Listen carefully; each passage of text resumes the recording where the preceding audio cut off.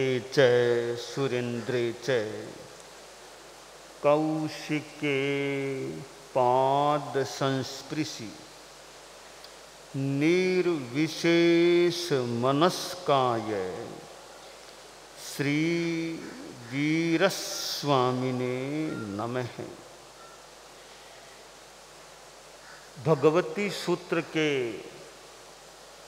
7वें शतक के 8वें उद्देशक में प्रश्न किया गया है। शे नूनम भन्ते हथिस्य य कुंथुस्य य समेचेव जीवे हंता गोयमा हथिस्य य कुंथुस्य य समेचेव जीवे। से नूनम भन्ते जैन दर्शन में आत्मवाद का सिद्धांत है और आत्मा के बारे में जो सिद्धांत है कि आत्माएं अनंत हैं। दुनिया में जीव भरे पड़े हैं। लोकाकाश में जीव हैं, अलोकाकाश में जीव नहीं हैं। आकाश अनंत है, उस अनंत आकाश का एक हिस्सा लोकाकाश है, तो उसमें जीव भरे पड़े हैं। अलोकाकाश में प्राणी नहीं रहते हैं। कोई स्पर्श मात्र अलग बात है। प्रत्येक जीव के असंख्य प्रदेश होते हैं, इनन्यूमरेबल पॉइंट्स, असंख्य प्रदेश होते हैं। और कोई एक आत्मा भी फैले, विस्तार से फैल जाए तो संपूर्ण लोक को एक ही आत्मा व्याप्त कर सकती है। अनंत जीव तो दूर की बात है, एक ही जीव, एक ही आत्मा जब फैल जाए, सारे प्रदेश उसके जो असंख्य हैं वे फैल जाएं, पूरे लोक को आत्मा कवर कर लेती है। लोकाकाश के जितने प्रदेश हैं उतने ही प्रदेश प्रत्येक आत्मा के होते हैं। बराबर प्रदेश हैं। 4 चीजें समान हैं, धर्मास्तिकाय, अधर्मास्तिकाय, लोकाकाश और एक जीव। इन चारों के प्रदेश बिल्कुल तुल्य हैं, समान हैं। तो एक ही आत्मा इतनी बड़ी हो जाती है कि पूरी हो सकती है कि पूरे लोक में फैल जाए। अब भगवती सूत्र में जो प्रश्न किया गया है वह यह है कि भगवान बनते एक हाथी है, विशालकाय गजराज हाथी है।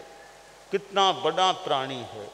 एक छोटा सा जीव कुंथु है, छोटा सा कुंथु, एकदम छोटा सा कुंथु है, एक बड़ा हाथी है। अब इन दोनों में आत्मा तो है, हाथी में भी अपनी आत्मा है और कुंथु में भी अपनी आत्मा है। अब हाथी का जीव और कुंथु का जीव दोनों एक समान हैं क्या, यह प्रश्न है।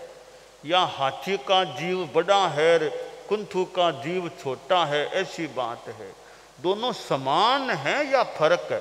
समान हैं क्या? समेचेव जीवे। उत्तर दिया गया कि हाँ गौतम, हाथी और कुंथु इन दोनों में जो अपना अपना जीव है, दोनों जीव एक समान हैं। यह जो एक समान की बात है, वो समानता किस दृष्टि से पूछी जा रही है? ज्ञान की दृष्टि से समानता, दर्शन की दृष्टि से समानता, कर्मों की दृष्टि से समानता, क्या धर्म की दृष्टि से समानता कि धर्मवान आत्मा दोनों समान हैं? क्या दोनों के कर्म समान हैं क्या? दोनों का ज्ञान समान है क्या? दोनों का दर्शन समान है क्या? तो समय चेव दोनों की आत्मा समान है क्या? प्रश्न है, वो समानता किस दृष्टि से पूछी जा रही है, ये एक सवाल उठता है। तो समानता के तो अनेक बिंदु हो सकते हैं। तो ये दोनों आदमी समान है क्या? भी समान आप किस दृष्टि से पूछ रहे हो? शरीर की दृष्टि से समान, या रंग की दृष्टि से समान, या ज्ञान की दृष्टि से समान, या दीक्षा पर्याय की दृष्टि से समान? आप समानता किस संदर्भ में जानना चाहते हैं? तो यह जो हाथी और कुंथू में जीव समान हैं क्या, इस प्रश्न का मतलब क्या हुआ? समानता तो अनेक कोणों से मापी जा सकती है। तो अब यहाँ तो प्रश्न में यह तो बात है नहीं कि मैं समानता किस संदर्भ में पूछ रहा हूँ। अब यहाँ हमें संदर्भ को जानना होगा। तो संदर्भ यह है, मैं जितना मनन सहज हो गया या कुछ किया, कि यहाँ समानता ज्ञान की दृष्टि से नहीं पूछी जा रही है, या समानता दर्शन की दृष्टि से नहीं पूछी जा रही है। यहाँ समानता कर्म दोनों के समान हैं क्या, उस दृष्टि से नहीं पूछी जा रही है। धर्म की दृष्टि से दोनों समान हैं क्या, यह भी कोई पूछने का उद्देश्य नहीं लगता। तो समानता किस संदर्भ में? वो समानता इस संदर्भ में है कि जो आत्मा है, आत्मा की जो अवगाहना है या आत्मा की जो प्रदेश हैं, आत्म प्रदेश, वे दोनों के समान हैं क्या? इस संदर्भ में यह प्रश्न प्रतीत हो रहा है। तो सामान्यतया ऐसा लग सकता है कि कुंथू तो छोटा सा जीव है, उसमें छोटी सी आत्मा होगी, हाथी बड़ा, उसमें बड़ी सारी आत्मा होगी। ये एक बच्चे आदि के मन में, थोड़े बड़े आदमी के मन में भी जिज्ञासा या प्रश्न उठ सकता है कि वो जीव छोटे बड़े हैं एक समान है। इस संदर्भ में यह उत्तर दिया गया कि समान है, दोनों के जीव एक समान हैं। तो भी एक समान है, यह कैसे हो सकता है कि हाथी में तो इतनी बड़ी आत्मा होगी, इतना बड़ा शरीर है, कुंथू तो बहुत छोटा सा शरीर है उसका, उसमें भी उतनी ही आत्मा, और हाथी में भी उतनी ही आत्मा, दोनों में समान कैसे हो सकती है? अब इस बात को उदाहरण से समझाया गया है कि समान कैसे है, कैसे है समान। तो शास्त्र में भगवती सूत्र में उदाहरण दिया गया, कूटागारशाला, कूड़ागारशाला का एक उदाहरण दिया गया है। हम यूँ समझें, एक शिखर के आकार वाली कोई मकान कह दें, कोई कमरा कह दें, हॉल कह दें, वैसा कुछ है, शिखर के आकार वाला बताया गया है। भीतर और बाहर दोनों ओर से लिपी हुई है, वह गुप्त है, गुप्त द्वार वाली है। आप यूँ समझें, एक कोई छोटा सा कमरा है, एकदम बंद है, बहुत पैक है। उस कमरे के अंदर दरवाजे से मान लो एक आदमी गया, हाथ में दीपक ले गया, और भी कुछ चीजें अंदर है। अब उस दीपक को उस कमरे के अंदर रख दिया, अब कमरे को बिल्कुल बंद कर लिया, एकदम दरवाजा बंद हो गया है, अच्छी तरह बंद है, कोई खिड़की है ही नहीं, दरवाजा पैक बंद है। अब वो दिया वहां जला हुआ रख दिया, तो वो दिए का प्रकाश कहाँ तक जाएगा? दिए का प्रकाश कहाँ तक जाएगा बताइए, हैं? बताइए कहाँ तक जाएगा?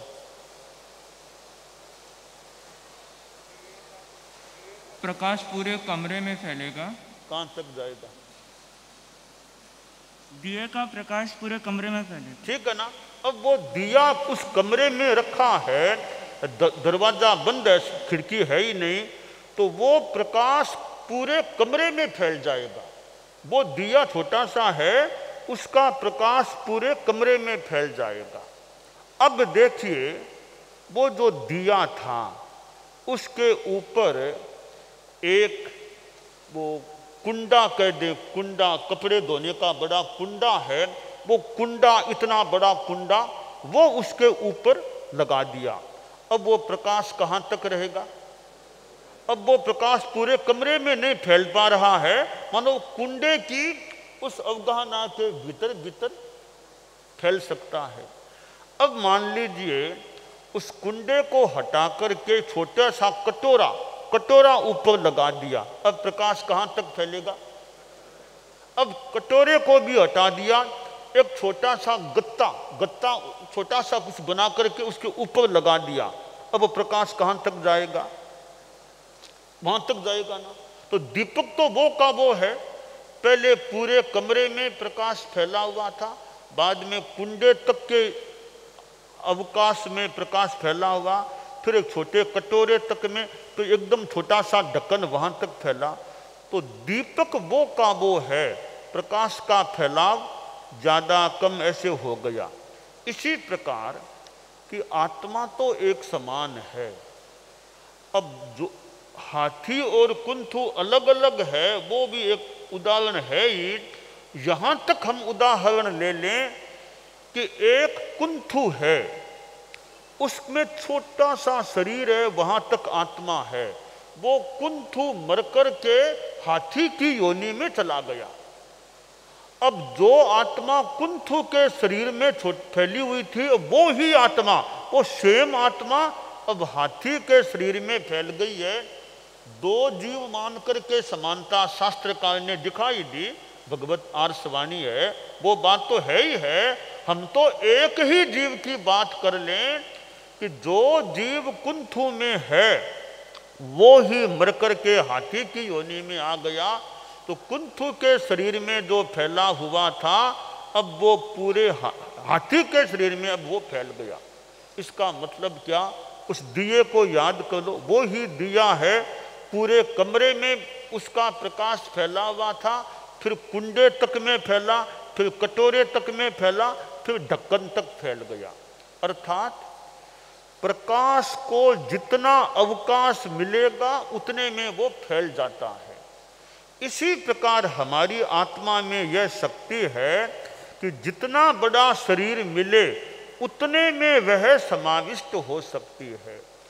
बड़ा शरीर मिला तो बड़े में, मध्यम मिला तो मध्य में, एकदम छोटा तो एकदम छोटे में, वैसे आत्मा फैल सकती है। और आगे जाएं कि निगोद के जीवों का शरीर है, निगोद के जीवों का शरीर है, एक शरीर में अनंत जीव एक साथ हैं। वो और भी, यानी आत्मा को कितना थोड़ा अवकाश मिला है, जितना स्थान मिलता है उतने में आत्मा फैल सकती है, आत्मा का प्रकाश फैल सकता है। तो हर आत्मा के एक समान प्रदेश हैं, असंख्य असंख्य। ऐसा नहीं इस आत्मा का 2 प्रदेश इसके ज़्यादा हैं, इसके 2 प्रदेश कम हैं, ऐसा नहीं होता। भगवान महावीर की आत्मा के जितने प्रदेश थे उतने ही प्रदेश मेरी आत्मा के हैं, जितने प्रदेश मेरी आत्मा के हैं उतने ही प्रदेश मुनि पार्श्व कुमार की आत्मा के हैं। कोई नमन कुमार की सबकी आत्मा के ऐसा नहीं है। ये छोटे संत हैं, इनके तो थोड़े प्रदेश कम होंगे और मेरे थोड़े प्रदेश ज़्यादा, ऐसा नहीं होता। तीर्थंकर भगवान के जितने प्रदेश हैं आत्मा के, उतने ही प्रदेश एक कुंथु के जीव के भी हैं। तो चाहे तीर्थंकर है चाहे छोटा सा जीव है, सबके एक समान प्रदेश होते हैं। इसलिए अब आत्मा में यह शक्ति है, जितना अवकाश मिलता है बस उतने में अपने आप को समाविष्ट कर लेती है। यह एक आत्मा का सिद्धांत है, जितना स्थान मिले उतने में समाविष्ट हो जाना। यह तो एक दर्शन की या आगम की सिद्धांत की बात आ गई। अब हम इस बात को इस रूप में देखें, एक शिक्षा ग्रहण कर सकते हैं, हमारे संत लोग भी हैं। और तो देखिए कि जितना स्थान मिले उतने में अपने आप को समाविष्ट करने का प्रयास करना। अब मान लो आप लोग भी हैं, अपने बंगले में कहीं थे, आपके घरों में थे, वहाँ 4 कमरे 5 कमरे 6 कमरे एक हॉल आदि आदि आपके मान लो घर में थे। अब यहाँ मान लो आपको 1-2 कमरे कुटीर हैं, आप अपने घर में भी रह सकते थे और यहाँ भी रह रहे हैं। अब हमारे संत लोग हैं कि मान लो बड़ा मकान मिल गया और गांवों में कहीं मान लो थोड़ा स्थान मिला, तो थोड़ा मिला तो थोड़े में संत रहते ही है ना, ज़्यादा मिलने पर कई बार ज़्यादा में भी रह सकते हैं। तो जितना स्थान मिले उतने में अपने आप को एडजस्ट कर लेना चाहिए। ये एडजस्टमेंट बिठाने की कोई परम शिक्षा देने वाला है तो हमारा जीव है। एडजस्टमेंट की शिक्षा हम जीव से ले सकते हैं कि हमारा जीव आत्मा कैसे एडजस्टमेंट बिठाता है कि बड़ा शरीर मिल गया तो आराम से बड़े में फैल जाएगा, छोटा शरीर मिला तो छोटे में रह जाएगा। यह एडजस्टमेंट करने की शिक्षा हम अपनी ही आत्मा से ले सकते हैं कि आत्मा जैसा जितना स्थान मिला उतने में संकुचित विकुचित हो जाती है।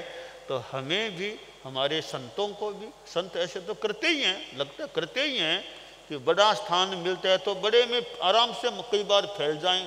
शायद कहीं एक ही कमरा मिला, एक ही साज में, एक ही कमरे में 2-3 साज भी आ गए। जैसे निगोद के जीव हैं, एक शरीर में अनंत जीव साथ रहते हैं, ये तो 2-3 साज ही साथ रहने की बात है। तो स्थान कम है तो एक कमरे में कई संतों के ग्रुप आकर के रह गए, और स्थान ज़्यादा है तो अलग अलग कमरों में सब रह गए। तो यह हम बात ग्रहण करें कि जैसी परिस्थिति हो उसमें अपने आप को एडजस्टमेंट के साथ रखने का प्रयास, कि जैसी स्थिति है उसमें संतुष्ट हैं। तो साधु जीवन में तो ये एडजस्टमेंट अपना हो जाए, भाई जैसी स्थिति है उसी में समता रखो, संतोष रखो। बस अपने थोड़ी बहुत तकलीफ है तो कर्म निर्जरा मान करके चलें, कर्म निर्जरा हो रही है। तो ये जो आगम के सिद्धांत हैं, अब आत्मा के बारे में यह जो सिद्धांत है कि आत्माएं सब समान समान, किस दृष्टि से? आत्म प्रदेशों की दृष्टि से समान है। तो हमारे संत साध्वियाँ हैं कि हाथी कुंथू का वैसे तो कुछ कईयों के लिए कोई नई बात नहीं है, थोड़ी नई बात तो हो न भी हो बोई कि समेचे व समानता का जो प्रश्न है वो ज्ञान की दृष्टि से नहीं, दर्शन की दृष्टि से नहीं, चारित्र की दृष्टि से नहीं, यह समानता मात्र आत्म प्रदेशों की दृष्टि से है। ऐसा प्रतीत हो रहा है कि आत्मा के प्रदेश जितने कुंथु के जीव के हैं उतने ही आत्मा के प्रदेश हाथी के जीव के भी होते हैं। तो यह आत्मा के प्रदेशों की, आत्मा की क्वांटिटी जो संख्या है प्रदेशों की, उस दृष्टि से समानता है। और ऐसा नहीं है कि किसी की आत्मा कोई ज़्यादा बड़े बड़े प्रदेश वाली है, किसी की आत्मा छोटे छोटे प्रदेश, ऐसे कोई नहीं है। आत्मा सबकी जो है वो एक समान है, बस आत्म प्रदेश हमारे संकुचित विकुचित हो जाते हैं। केवली समुद्र घाट होती है तो केवल ज्ञानी है, उसको केवली समुद्र घाट होती है तो उसकी आत्मा पूरे लोक में फैल जाती है। मात्र 8 समयों की एक प्रक्रिया है, आत्मा कैसे पूरे लोक में फैलती है तो वापस संकुचित होकर शरीर व्याप्त हो जाती है। तो यह जैन दर्शन का और आगम का जो आत्मा का सिद्धांत है, यह एक अपने आप में बहुत अच्छा एक कि जैन दर्शन में आत्मा के बारे में क्या अवधारणा है। तो हम ये आत्मा की जो स्थिति आगमकार ने बताई है कि यह उदाहरण तो कुंथु हाथी का दिया गया, यह तो एक ज़्यादा आसानी से अवगम्य है। और आगे जाएं तो कुंथु क्या और भी छोटा निगोद का शरीर है, उसमें भी जो अनंत जीव हैं उनमें भी प्रत्येक जीव की आत्मा और हाथी की आत्मा समान है और हाथी भी छोटा है। हाथी से भी बड़े बड़े प्राणी, पता नहीं समुद्रों में मत्स्य, मगरमच्छ आदि बड़े बड़े प्राणी हैं, तो उनकी भी आत्मा और निगोद के एक जीव की आत्मा भी प्रदेश की दृष्टि से दोनों आत्माएं समान होती है।